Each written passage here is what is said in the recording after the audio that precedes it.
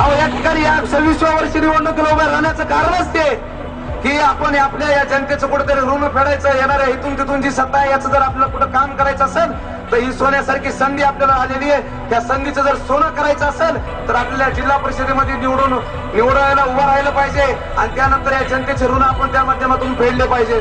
अहो पुढच्या उमेदवार आमच्यावर काय काय टीका करतो, अरे तुम्ही तर गोरगरीब शेतकरी आणि ऊसतोड मजुराचे 50-50 हजार रुपये डोनेशन साठी घेतले, त्या लोकांवर तुम्हाला काय अधिकार आहे आमच्यावर टीका करायचा? अरे आम्ही आमच्या जीवनात सर्वोच्च आनंद भोगला, सर्वोच्च दुःख भोगलं, सर्व गोष्टी भोगल्या, सर्व गोष्टी खेटल्या, परंतु कधीच आम्ही आमच्या पक्षाशी, मुंडे साहेबांची आणि कमळाशी कधीच गद्दारी केली नाही. अरे तुम्ही रोज 5 वर्षात 3 पक्ष बदलता आणि आम्हाला तुम्ही इमानदारी शिकवता आणि लोकांशी बेईमान तुम्ही वागता, लोकांच्या मताशी आणि लोकांच्या मनाशी खेळणारे तुम्ही, आणि तुम्ही लोकांसमोर तोंड घेऊन मत मागता.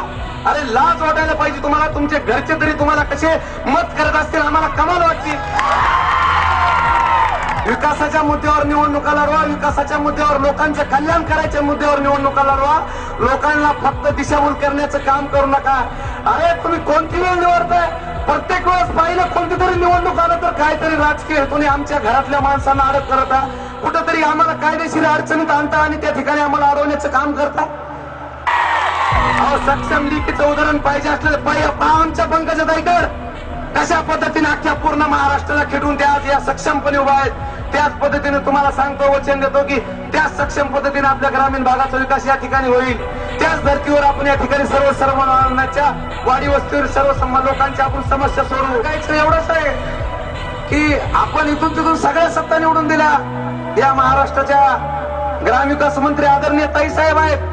या फंडाचा जर आपल्याला ग्रामविकास खात्याचा जर ग्रामीण भागाचा विकास करायचा असेल तर आपल्याला या जिल्हा परिषदेची सत्ता खूप आवश्यक आहे. राष्ट्रवादीचे उमेदवार आहेत, ते काय सांगतात? राष्ट्रवादीचे उमेदवार हे दल बदलून आपल्याला माहित आहे, कधीच एका पक्षात राहत नाहीत.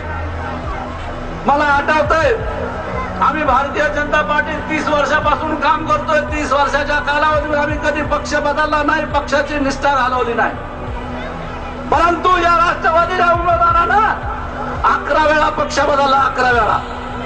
आपल्याला विचार करण्याची गोष्ट आहे, या दल बदलूच्या पाठीमागं जायचं का निष्ठावान कार्यकर्त्याच्या पाठीमागं?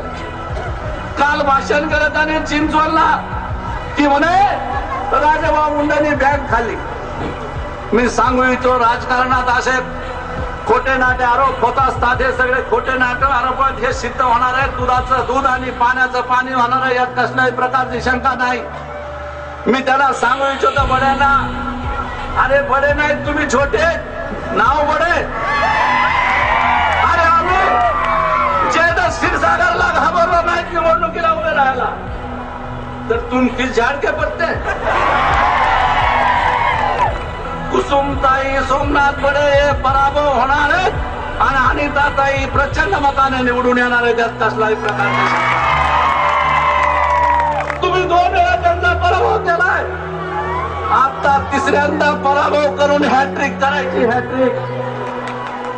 आज सकाळपासून 8 सभा माझ्या झाल्या आणि त्या सभा अशाच जंगी होत्या. जिल्हा परिषदेवर कमळाचं फूल लागणार हे काळ्या दगडावरची पायरी. गोपीनाथ मुंडे हे नाव जगाला विसरून न देण्याचं व्रत, गोपीनाथ मुंडे हे नाव जिवंत ठेवण्याचं व्रत मी घेतलेलं आहे. हे व्रत पूर्ण करायचं तर एकच मार्ग आहे, तो म्हणजे सामान्य माणसाची सेवा करणं, त्याला मुख्य प्रवाहात आणणं. आणि माझ्या या मेहनतीला फळ जेव्हा मिळतं तेव्हा मला मुंडे साहेबांचे आशीर्वाद मिळतात. माझं एकच स्वप्न आहे, या जिल्ह्याचा इतिहास आणि भूगोल मला बदलायचा आहे. या जिल्ह्याला मागासलेला बनलेलं चित्र मला पुढारलेलं बनवायचंय. या जिल्ह्याला दुष्काळी बनणारं चित्र मला या जिल्ह्यात सिंचनयुक्त बनवायचं आहे. या जिल्ह्याचा शेतकरी कधी कचरा शोधणार नाही. या जिल्ह्याचा शेतकरी आऊट घेऊन शेतामध्ये आनंदाने काम करेल आणि मोठ्याचा दाना पिकवेल. हे चित्र या जिल्ह्याचं करायचंय. 1000 आणि 500च्या नोटा बाद केल्या नरेंद्र मोदींनी, तसं हे काँग्रेस आणि राष्ट्रवादी बाद करून तुम्ही आम्हाला सत्ता द्या. 1 वर्षाच्या सत्तेत तुमच्या पायावर मी विकास व्हायला. 1 वर्षाच्या सत्तेमध्ये एवढी विकास कामं केली आहे. या सत्तेमधून तुम्हाला जिल्हा परिषद ताब्यात आल्यावर कुठलंही काम शिल्लक राहणार नाही. राष्ट्रवादीचे नेते जर प्रचाराला आले तर त्यांना विचारा, 1 डझन आमदार या जिल्ह्यामध्ये होते, 1 किलोमीटर रस्ता तर कधी यांनी या जिल्ह्यामध्ये केलाय का? आज टीका करणाऱ्यांना तोंड खरकटे झाले भ्रष्टाचारांनी त्यांचे, त्या लोकांना कुठलं तोंड आहे तुम्हाला मतदान मागायला? आज जर जिल्हा परिषद माझ्या ताब्यात असती तर चित्र या जिल्ह्याचं वेगळं झालं असतं, पण मी त्याच्यामुळे काम अडू दिलं नाही. मी तुम्हाला शब्द देते, या जिल्ह्याचा कुठलाही विकासाचं काम हे मागे राहणार नाही.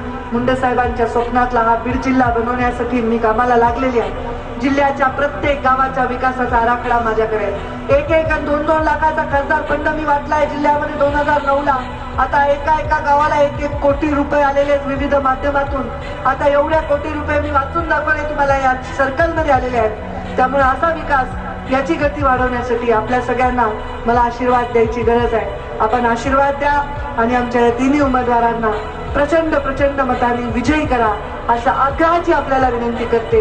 बीड जिल्ह्यामध्ये जिल्हा परिषद भारतीय जनता पार्टीची येणार आहे. सगळ्यात जास्त जागा आपल्या निवडून येणार आहेत. चिखल बीड मागे राहायला नाही पाहिजे.